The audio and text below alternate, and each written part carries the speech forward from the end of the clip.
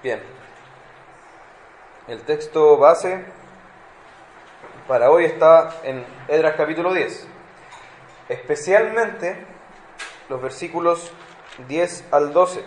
¿Qué dicen estos versículos? Y se levantó Esdras, el sacerdote Esdras, y les dijo: vosotros habéis pecado, por cuanto tomasteis mujeres extranjeras, añadiendo así sobre el pecado de Israel. Ahora pues dad gloria a Jehová, Dios de vuestros padres, y haced su voluntad, y apartaos de los pueblos de las tierras y de las mujeres extranjeras. Y respondió toda la asamblea y dijeron en alta voz: así se haga conforme a tu palabra. El domingo pasado vimos que ante el pecado del pueblo Esdras reaccionó, ¿cierto? Con indignación, con lamento, con vergüenza, con tristeza. Y él se rasgó las vestiduras, explicábamos qué significaba eso, ¿cierto? Arrancarse el pelo. Y había llorado amargamente. Pero luego de eso había hecho una oración, ¿cierto? Había pasado mucho tiempo en silencio y había elevado después de eso una oración al Señor, en la que le expresaba su lamento, donde él se identificaba con el pecado del pueblo, ¿se acuerdan? Y también reconocía por una parte la gracia de Dios para Israel y por otra parte le rogaba misericordia al Señor, porque sabía que habían pecado contra él. Entonces en el capítulo 9 vemos un pueblo que había pecado descaradamente después de haber sido tan bendecidos y tan resguardados, tan cuidados por el Señor.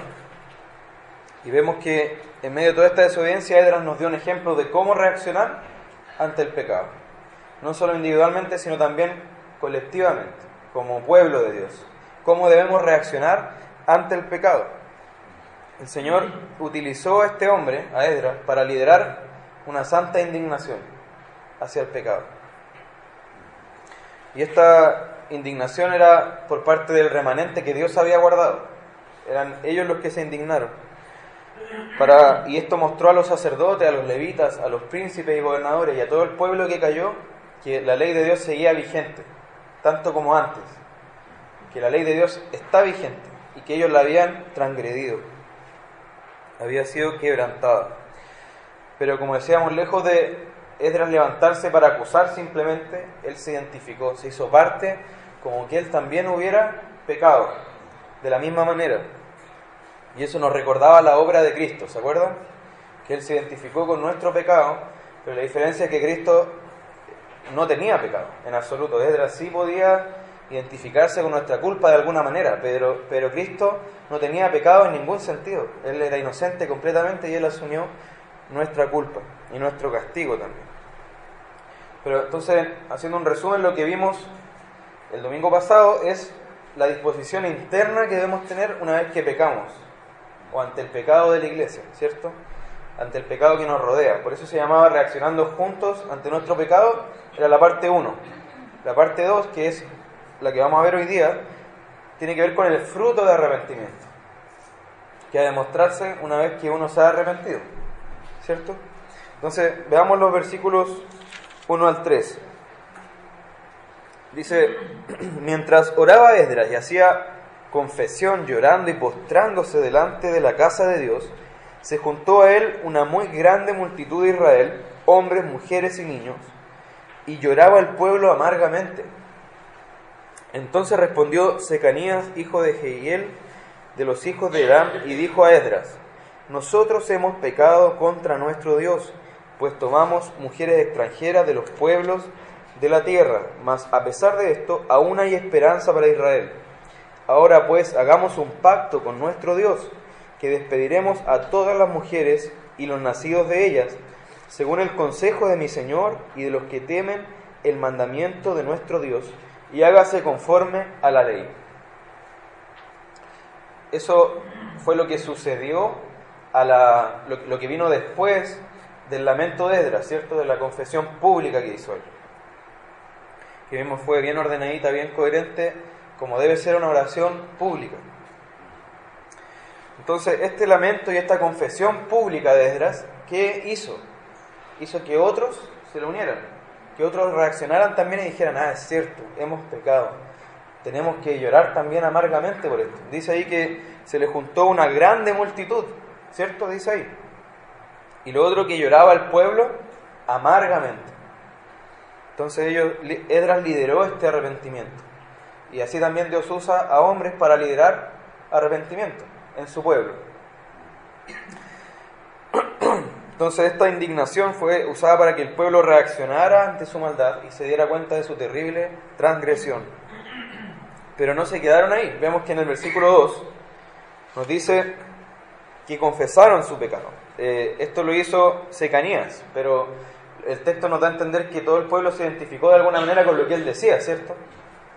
Entonces Secanías dice: nosotros hemos pecado contra nuestro Dios, pues tomamos mujeres extranjeras de los pueblos de la tierra. Entonces vemos que primero dice hemos pecado, y en segundo lugar, ¿qué dice? Identifica el pecado específicamente. No es simplemente, Señor, he pecado. ¿En qué pequé? Yo quiero, Señor, decirte en qué pequé, que quiero reconocer que tú tienes la razón. Ahí donde dijiste no hagas esto o haz esto, tú dijiste la verdad y yo transgredí esa parte de tu revelación, de tu verdad. Entonces, él identificó claramente qué pecado era el que cometió. Entonces, de ahí aprendemos también que nuestra confesión de pecado ante Dios debe ser lo más específica posible. De todo lo que nos acordemos, confesarlo. Hay cosas que no nos vamos a acordar porque nuestra memoria nos falla o porque no le damos mucha importancia a lo mejor, pero que ante Dios son importantes. Y también hay cosas que todavía ni siquiera sabemos, no nos damos cuenta que son pecados, pero que sí estamos cometiendo. Por eso el salmista dice: líbrame de los que me son ocultos. ¿Quién entenderá sus propios errores? Líbrame de los que me son ocultos. Pero por supuesto eso también está cubierto por la gracia de Dios cuando Él ve en nosotros un corazón arrepentido. En algún momento nos mostrará esa área en la que estamos fallando. Romanos 8:13 dice: porque si vivís conforme a la carne, moriréis. Mas si por el Espíritu hacéis morir las obras de la carne, viviréis. La forma de hacer que nuestro pecado muera, porque acá dice que hay que hacerlo morir, ¿cierto? Dice hacer morir. Si por el Espíritu hacéis morir.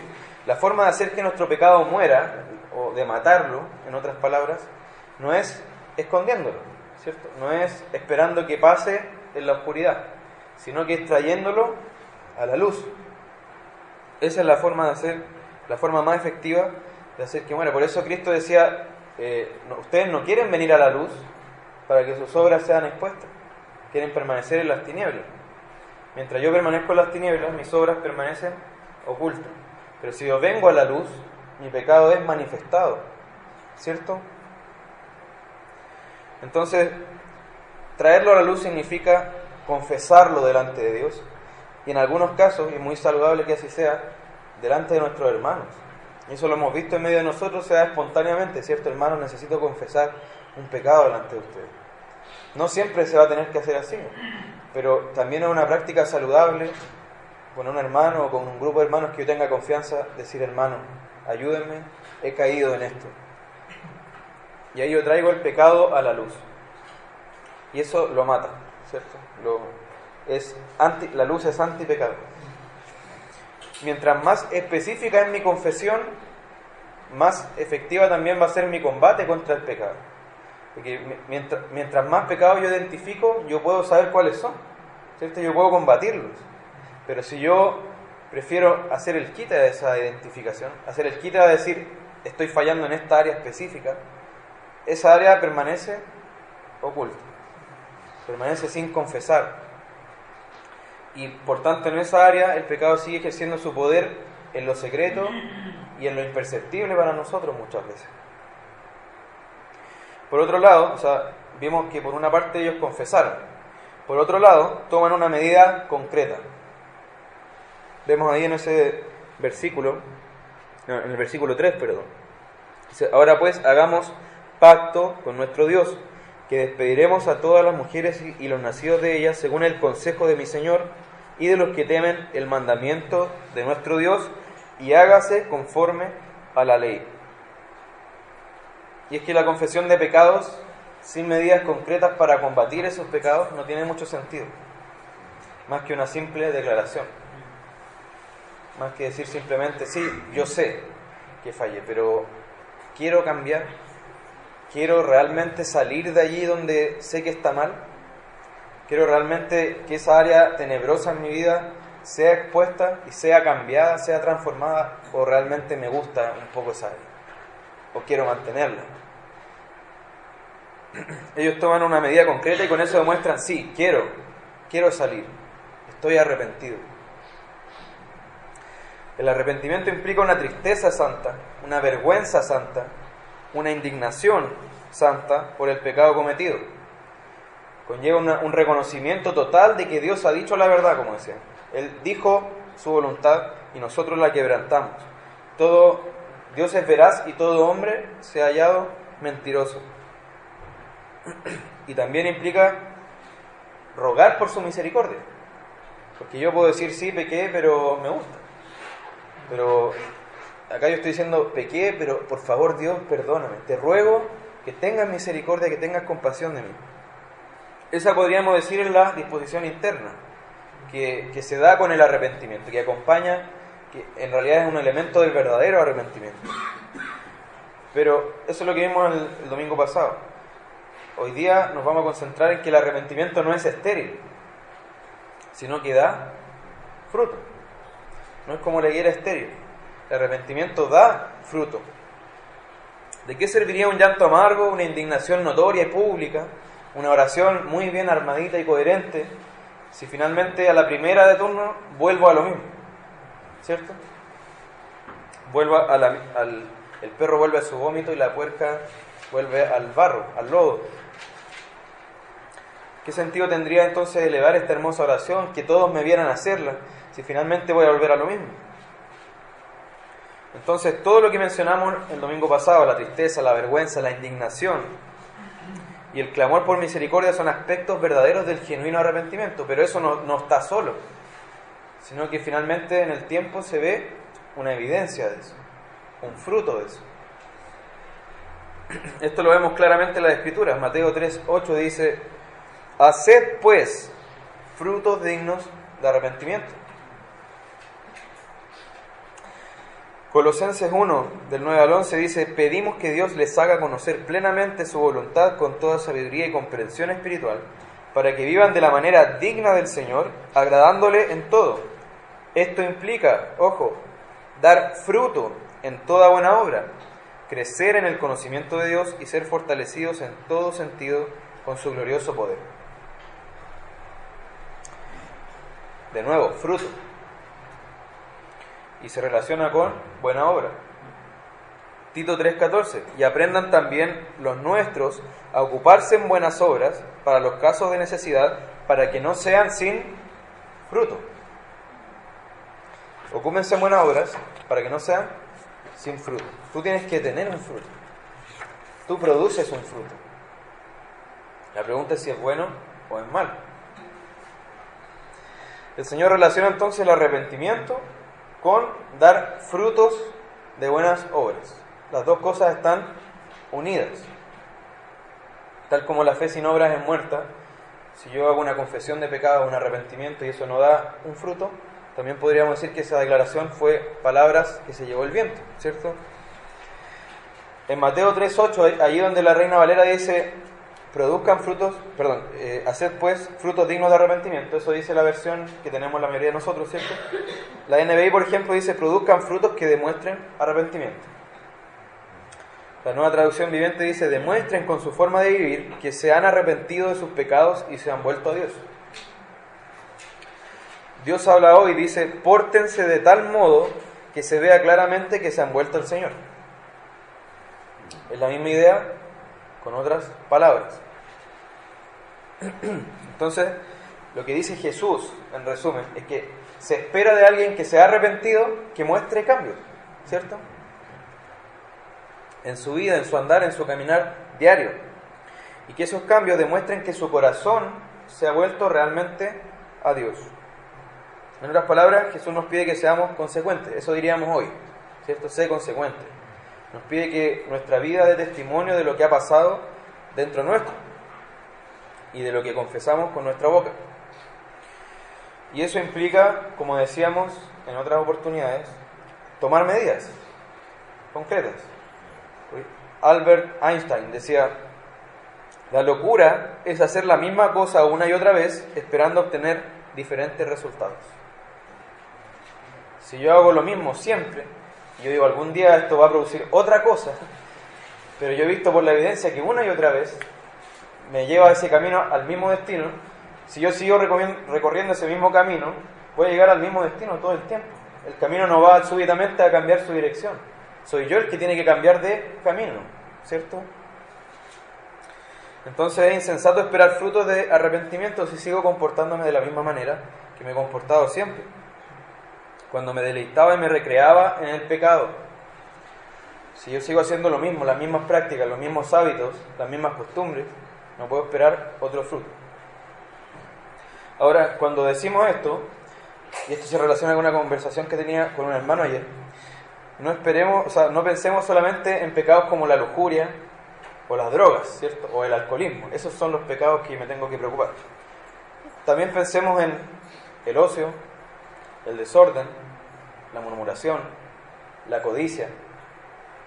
También son pecados, ¿no? ¿Y yo acaso no tengo que producir frutos de arrepentimiento de la codicia o del desorden? Y por algo también Jesús nos llama, nos ordena dar frutos. Nos dice: den frutos dignos de arrepentimiento. O sea, yo también me tengo que preocupar de eso, porque muy posiblemente si yo simplemente dejo mi vida tal como está, no voy a dar frutos de arrepentimiento. Yo tengo que diligentemente ver cómo yo puedo dar frutos de arrepentimiento. Ahora, acá no debemos confundirnos. Lo que nos pide Jesús no es que yo haga un fruto, como pasa de repente con las fruteras de plástico, ¿cierto? Que son frutos artificiales. Lo que Jesús no me pide es que yo un fruto de plástico llegue y lo cosa a mi vida.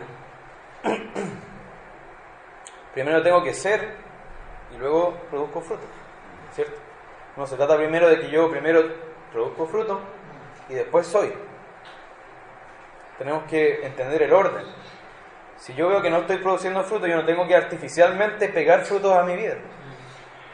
Yo tengo que ir al que me hace producir fruto. Permaneced en mí y yo en vosotros. ¿Qué decía Jesús si permanecíamos en Él? Así llevaréis mucho fruto. ¿Quién es el que me hace producir fruto? Jesús. No yo, no lo que yo pueda simplemente hacer en mi fuerza. Entonces no debemos confundirnos a veces con este tipo de exhortaciones. ¿Qué hacemos?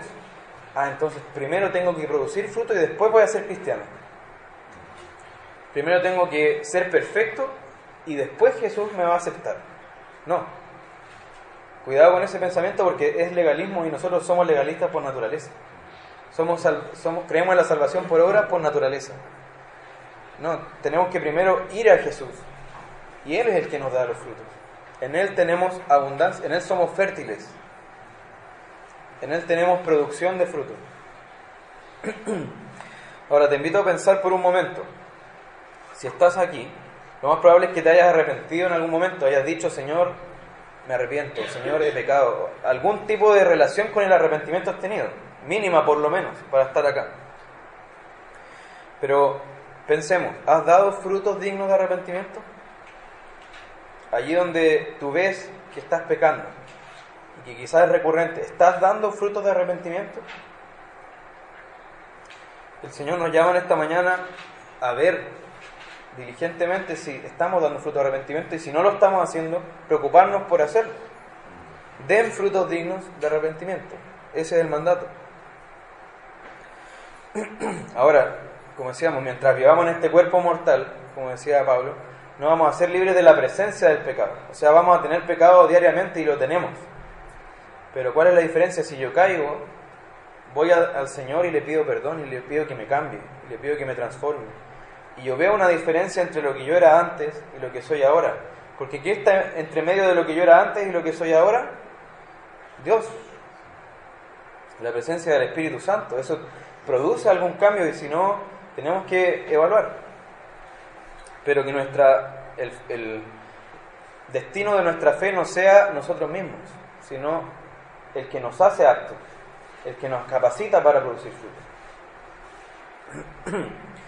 Ahora, veamos si una persona reconoce en general que es pecador. pero cuando es confrontado con un pecado específico, empieza a excusarse, a justificarse, incluso adorna los hechos para que calcen con su conducta y lo excusen de alguna manera, al borde de la mentira, ¿cierto? Puede ser. Y si siempre se preocupa por lo mínimo, quizás, ¿qué es lo mínimo que yo tengo que hacer para ser cristiano? Eso yo quiero hacer. El mínimo ticket para ir al cielo, yo lo compro. El más barato, por favor. Esa persona muy probablemente no se ha arrepentido. Ahora, esto quizá nos representa en algún área, ¿cierto? Típicamente, quizá el ejemplo más común del que todos hemos sido parte es el desorden, a lo mejor. No, es que yo, y eso quizá todos podemos decir algo así, cuando llegamos tarde o cuando no podemos cumplir con una obligación, es que justo pasó algo que no tenía previsto y no pude, ¿cierto? Y siempre tratamos de excusarnos. ¿Puede ser que haya pasado? Sí, pero realmente analizando, ¿pasó eso? ¿Tú podías sobreponerte a esa situación? Entonces el llamado a analizar nuestra vida, por otro lado, puede ser que te cueste mucho. Quizás todos también podemos decir eso, me cuesta. Me siento como un lisiado en un camino pedregoso y que está empinado, una pendiente terrible, yo estoy lesionado, lisiado y apenas voy caminando, me siento cojeando, me siento como que apenas avanzo. Pero resulta que reconoces que necesitas al Señor. Tú quieres cambiar, no estás contento con la realidad de tu alma. Tú quieres que Cristo te cambie, tú quieres serle agradable, tú quieres glorificar a Dios. Esa persona, aunque no sea perfecta, aunque no tenga una madurez completa, cabal, esa persona puede estar dando frutos dignos de arrepentimiento, o puede estar arrepentida realmente. Ahora, volviendo al texto, vemos que la medida que el pueblo tomó, quizá varios se impactaron acá al leerlo. Bueno, yo también, personalmente me ocurrió eso. ¿Cuál es la medida que el pueblo tomó? Separarse de las mujeres que habían tomado en casamiento, incluso también de los hijos, ¿cierto? Ahora, alguno podrá preguntarse, ¿esto contradice lo que Pablo enseña en el Nuevo Testamento? ¿Habrá una diferencia entre el Antiguo y el Nuevo? No es que el Antiguo, como era más castigador Dios, por eso dice esto acá. Y en el Nuevo, como se trata de la gracia, tenemos otra instrucción. Veamos si realmente es así. 1 Corintios 7, 12 y 13 dice: si algún hermano tiene mujer que no sea creyente y ella consiente en vivir con él, no la abandone. Y si una mujer tiene marido que no sea creyente y él consiente en vivir con ella, no lo abandone. Esa es la instrucción, ¿cierto? Sin embargo, el caso expuesto en Esdras, ¿será el mismo que el caso del que habla Pablo? ¿Será lo mismo? El apóstol Pablo habla de aquellos que llegaron a Cristo ya casados. Esa es la realidad que él está describiendo. Pensemos específicamente en un matrimonio de griegos en ese tiempo, o llevémoslo a nuestros días. Matrimonio de personas simplemente que no creen. Están casados y a lo largo de su vida matrimonial uno de ellos escucha el Evangelio y se convierte, pero el otro no se ha convertido, no se ha arrepentido. Ese es el caso que está dando Pablo. Si tú estás en esa situación, no abandones a tu cónyuge, a menos que esa persona no te soporte ya porque tú llegaste a Cristo y diga, no, yo quiero separarme. Y en ese caso te da el permiso de abandonarla, ni siquiera es una obligación de abandonarla, te da el permiso. ¿Y cómo comprobamos esto? Porque Pablo al final de ese pasaje, en el versículo 20, dice: cada uno en el estado en que fue llamado, así se quede. Está hablando de cómo uno llegó, cómo uno fue llamado, cómo uno ya estaba. En este caso el estado civil que ya tenía. Pero el caso de Esdras es muy distinto. El caso de Esdras, estamos hablando de un pueblo que conocía perfectamente la ley. Estamos hablando de sacerdotes, levitas, príncipes, gobernadores, personas que estaban, ni siquiera estamos hablando de gente ignorante a lo mejor, ¿no? Personas que conocían la ley.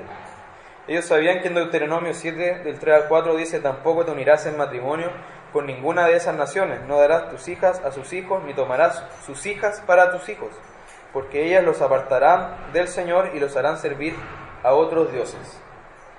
Aquí se trataba de un matrimonio prohibido desde un comienzo. Ellos lo sabían y se metieron en ese problema solos. Dios les dijo, no lo hagas, y ellos lo hicieron. Estaba prohibido. Era una acción prohibida, que nunca debió haberse cometido por parte de quienes creían en el Señor. Pero ellos lo hicieron, a sabiendas. A sabiendas habían transgredido la voluntad del Señor. Por tanto, el arrepentirse implicaba deshacer lo que estaba prohibido, la acción que yo había hecho que estaba prohibida.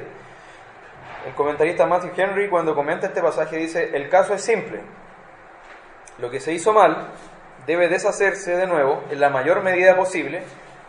Nada menos que esto es el arrepentimiento verdadero. El pecado debe quitarse resueltos a no tener nunca nada más que hacer con eso. Lo que se ha obtenido injustamente debe restaurarse.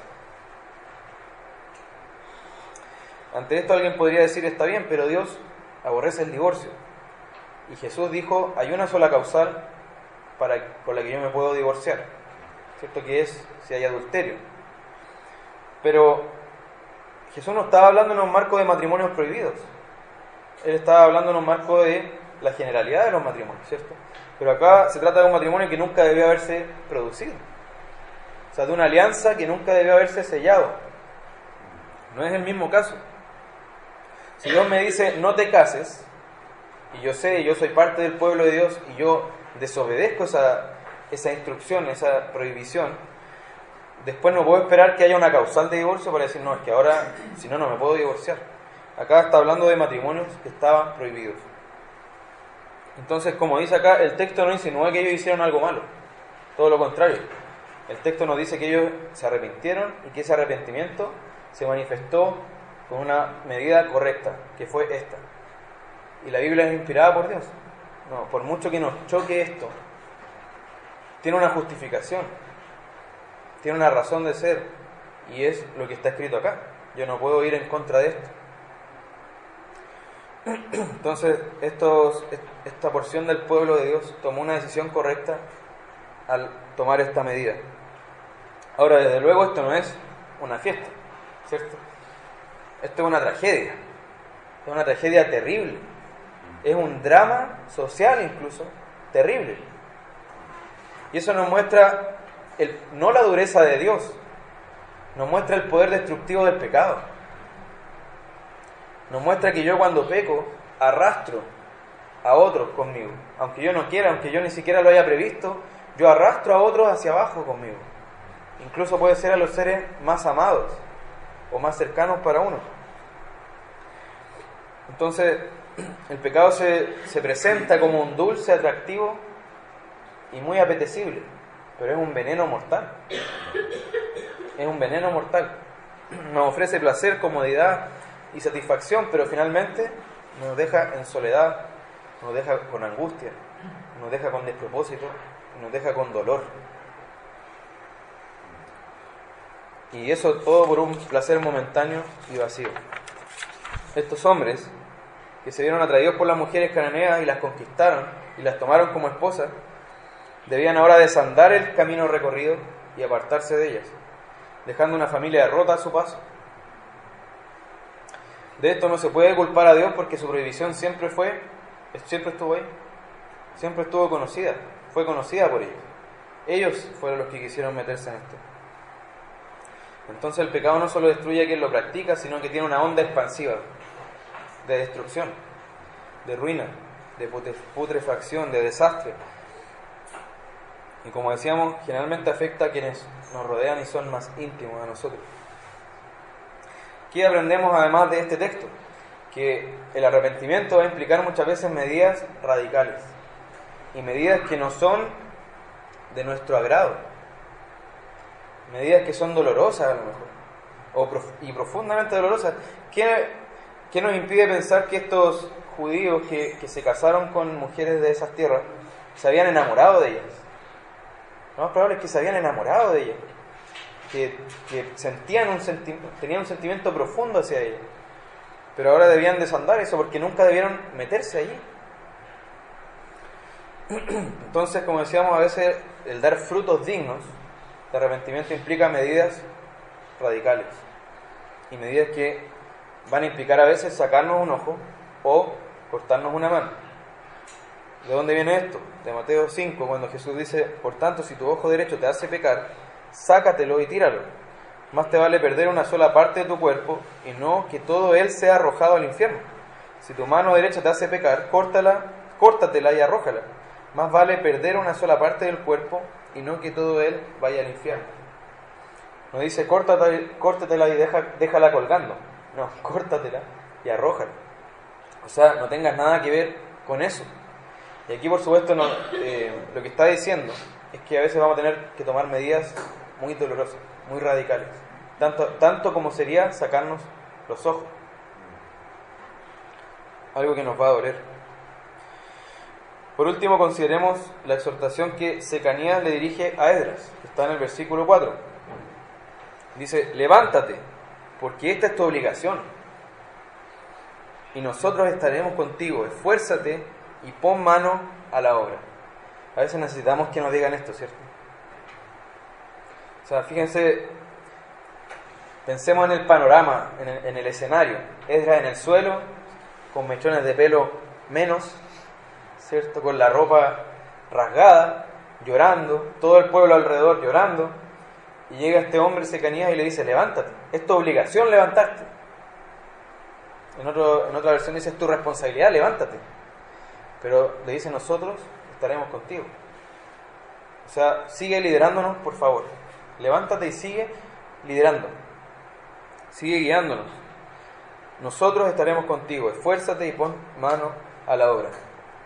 A veces quedamos tan abatidos por el peso de nuestra culpa que caemos en la inacción, ¿cierto? O sea, el Señor ya no me va a perdonar, ya colmé la paciencia del Señor, ya no hay más gracia para mí, no puedo hacer nada, y simplemente nos quedamos en el suelo.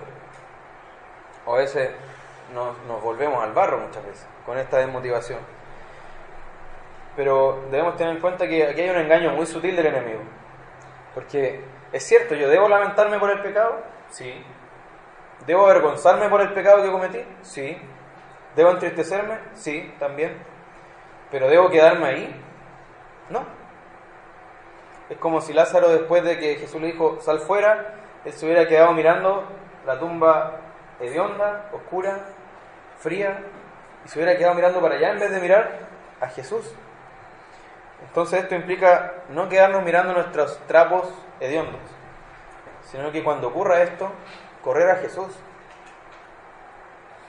No para quedarnos abatidos en un rincón, sino que ir de nuevo al Señor. Porque el engaño es que, por un lado, es cierto, lo que tenías que hacer era lamentarte, pero no quedarte ahí. Ahí está el engaño. El Señor nos invita una y otra vez a volver a Él, a estar a cuenta. Si hemos pecado, abogado tenemos. A volver a pedir perdón, a arrepentirnos. Y por otra parte, el arrepentimiento muestra que hay esperanza. En el versículo 2 termina Secanías diciendo: a pesar de esto, es decir, a pesar de que hemos pecado, aún hay esperanza para Israel. ¿Y por qué hay esperanza? Porque el arrepentimiento muestra la obra de Dios. Es como cuando vemos un terreno que ha sido quemado totalmente, negro, y de repente vemos un brotecito verde. Quizás un brotecito bien pequeño, pero nos da esperanza de que puede crecer algo nuevo ahí, ¿cierto? Entonces el arrepentimiento nos da esperanza. Dios está obrando. A pesar de lo que hiciste, a pesar de lo que pasó, Dios sigue sosteniéndote, Dios sigue llamándote, Dios sigue poniendo su espíritu en ti y llamándote, gritándote quizás, que vuelvas. También, si hemos pecado, recibamos la exhortación que se dirigió a Esdras. Levantémonos, porque es nuestra responsabilidad, es nuestra obligación levantarnos. Y disfrutemos de la compañía de pecadores redimidos, que también han sido perdonados, que también quieren levantarse, que también quieren seguir al Señor. Y ese es un regalo. El Señor nos ha dado un regalo de estar en una comunidad de pecadores redimidos. Es gracia también. Y tal como nosotros, estos pecadores luchan día a día con su propia maldad. Quieren agradar a Dios, quieren glorificarlo. Estamos juntos en esto. Entonces recibamos esa exhortación, levántate y nosotros estaremos contigo. Entonces, y eso nos lleva directamente a trabajar, ¿cierto? Porque dice, pon mano a la obra. Esa exhortación nos lleva a trabajar. Conclusiones. La tristeza, el lamento y la vergüenza son elementos del arrepentimiento verdadero que se evidencian con frutos que demuestran nuestro arrepentimiento. O sea, por un lado tenemos la disposición interna que se refleja en lo que hacemos externamente. En segundo lugar, no podemos haber tenido un encuentro con Dios y seguir iguales que antes. Tercero, al pecar arrastramos con nosotros a nuestro entorno y terminamos dañando incluso a los seres más amados. Cuarto, el arrepentimiento implicará tomar medidas para hacer morir las obras de la carne en nosotros. Eso ya lo hemos repetido varios domingos, ¿cierto? Quinto, el arrepentimiento implica muchas veces deshacer lo que se hizo mal y devolver lo que se obtuvo ilegítimamente.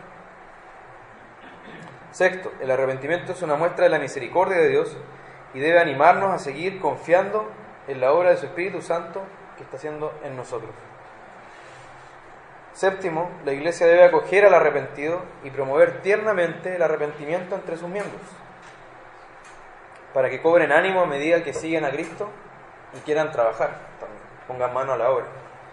En ese sentido no podemos ser una comunidad de personas que simplemente tenemos vidas intachables y aquí no hay pecado, hermanos. Aquí ninguno de nosotros se cae. Y el que se cae, qué raro, hermano, tú a lo mejor de verdad quieres estar acá, o sea, a lo mejor búscate una iglesia que acoja personas como tú, ¿cierto? No, nosotros somos pecadores redimidos. Hemos sido perdonados. Estamos luchando y vamos a necesitar también en el camino que otro nos levante. Quizá más de una vez, quizá más de 20 veces. Pero nos estamos levantando unos a otros constantemente. Ahora, como reflexión final, esta reflexión, aclaro que no tiene mucho que ver con lo que vimos hoy específicamente, sino que con todo el libro de Esdras, porque recordemos que hoy es la última prédica de esta serie. Entonces el capítulo 10 continúa relatando cómo los que habían pecado fueron arrepintiéndose y entregando lo que habían obtenido legítimamente. Ahora, hubo un grupo que se resistió, pero el pueblo finalmente lo que hizo fue arrepentirse y restituir lo que había hecho mal. Y termina en el versículo 44 con el siguiente versículo, o sea, con el siguiente pasaje. Dice: todos estos habían tomado mujeres extranjeras y había mujeres de ellos que habían dado a luz hijos. Ese es el último versículo del gran libro de Esdras. O sea, este tremendo libro que empezó de una manera tan gloriosa, tan prometedora, termina de una forma tan vergonzosa. ¿Por qué? Yo cuando leí esto, yo decía, ¿por qué? ¿Por qué, Señor, pasó esto? ¿Por qué, si tu pueblo venía tan bien, por qué se despertó el corazón del rey Ciro? Termina de esta manera. ¿Por qué? Ahora, con esto, ¿por qué? Dios nos demuestra que todo lo que pasó antes de Cristo era una sombra de lo que había de venir. Que este Israel iba finalmente a desobedecer a Dios, iba a rechazar al Mesías. Y era una sombra del Israel verdadero. Que es lo que vamos a mencionar ahora. Ningún rey humano podía cumplir ni encarnar las promesas que solo son del Mesías. Ningún rey humano, por piadoso que fuera, como el rey David, por ejemplo, él no iba a cumplir todas las promesas que se referían al Mesías. Todos iban a demostrar finalmente que fallaban, quizás estrepitosamente. Todos los reyes, finalmente, en algún punto, fallaban. Caían. Ninguno demostraba, ninguno era el prometido, ninguno era el esperado. El pueblo también era una sombra. Ese pueblo, por supuesto, que disfrutaba de la gracia de Dios, disfrutaba de la presencia de Dios, pero no era la realidad definitiva que se iba a revelar cuando viniera Cristo. Entonces, tenía que venir este rey, que era la piedra no cortada con mano, que habla Daniel, y que es arrojada a la estatua de los reinos de la tierra, esa estatua gigante, y desbarata toda esa estatua, todos esos reinos de la tierra. Y es el que trae el reino definitivo. Es el rey esperado. Es el rey anhelado. El rey prometido. Y que trae el reino prometido. Que trae el reino anhelado. El reino de Dios. No es un reino humano. No es un reino que es de este mundo, como decía Jesús. ¿Cierto? Entonces tenía que venir, esto era una sombra, hasta que viniera lo que se iba a revelar al final de los tiempos, que es cuando vino Cristo. El pueblo de Israel daba testimonio una vez más de su incapacidad para obedecer, de su incapacidad para seguir a Dios, de su rebeldía una y otra vez. Pero cuando viniera Cristo, y específicamente cuando viniera el Espíritu Santo, se sellaría un nuevo pacto. ¿Y este pacto en qué consiste? Jeremías 31, del 33 al 34, dice: este es el pacto que después de aquel tiempo haré con el pueblo de Israel, afirma el Señor. Pondré mi ley en su mente y la escribiré en su corazón. Yo seré su Dios y ellos serán mi pueblo. Ya no tendrá nadie que enseñar a su prójimo, ni dirá nadie a su hermano: conoce al Señor, porque todos, desde el más pequeño hasta el más grande, me conocerán, afirma el Señor. Yo les perdonaré su iniquidad y nunca más me acordaré de sus pecados. Esto nos revela que el verdadero Israel no es el sanguíneo, sino el espiritual. Por eso decía Pablo: no todos los que descienden de Israel son israelitas. La circuncisión verdadera no es la que se hacía en la carne, sino la del corazón. Este es el nuevo pacto, la circuncisión que hace Dios en tu corazón, al realizar el Espíritu Santo su obra regeneradora. Él escribe su ley en tu corazón, para que le obedezcamos de corazón, o sea, sinceramente, genuinamente, y vivamos como Él le agrada. La verdadera Jerusalén no era esa Jerusalén que ellos estaban reconstruyendo, sino la Jerusalén celestial. Nuestra ciudadanía está en los cielos, ¿cierto? Y Pablo dice que la Jerusalén celestial es la madre de todos nosotros. ¿Y a quién le hablaba ahí? ¿A los judíos? No, le estaba hablando a los gálatas. Entonces, esa es la Jerusalén verdadera. Y el verdadero Israel, finalmente, es Jesús. El Israel sombra nunca pudo obedecer, siempre se cayó. El Israel verdadero, la raíz de Isaí, como dice la palabra, es Jesús, y Él obedeció hasta la muerte. No hubo en Él caída. Y todos los que estamos en Él somos el verdadero Israel. Todos los que estamos en Cristo. Entonces, todo lo que ocurrió en este libro de Esdras no hacía más que preparar el camino para la venida del Mesías, para la venida de este Salvador que vendría a hacerse hombre, a vivir entre nosotros, a ser despreciado, a ser desechado, a obedecer hasta la muerte y allí pagar por nuestras culpas, ahí llevar nuestro castigo y también regalarnos su obediencia y resucitar al tercer día de entre los muertos. Y ahora está sentado a la diestra de Dios, esperando a que todos sus enemigos sean puestos por estrado de sus pies. ¿Crees esto? Si crees esto, Cristo es tu Salvador. ¿Aún no has creído? Cree y serás salvo. La fe es una mano desnuda, como decía un pastor por ahí. Es una mano desnuda para recibir sin dar nada a cambio. Es una mano que se extiende solamente para recibir lo que Dios está entregando. Entonces, busquémoslo mientras puede ser hallado. Llamémoslo en tanto que está cercano. Y veámonos los unos a los otros. Este es la iglesia. Este grupo que está aquí no está reunido por tener la misma sangre. No está reunido por descender físicamente de una misma persona. Ni siquiera por ser de la misma nacionalidad. No estamos reunidos por ser un grupo etario parejo, ¿cierto? O sea, porque tenemos los mismos intereses, porque tenemos la misma profesión. No estamos reunidos porque somos solo hombres o solo mujeres. No estamos reunidos por ninguna división humana. Estamos unidos por el Espíritu Santo. Estamos unidos por la sangre de Jesús. Y eso es lo que el Señor prometió. Y eso es el verdadero Israel. Así que demos gracias. Que estemos nosotros acá es un motivo para dar gracias al Señor. Amén.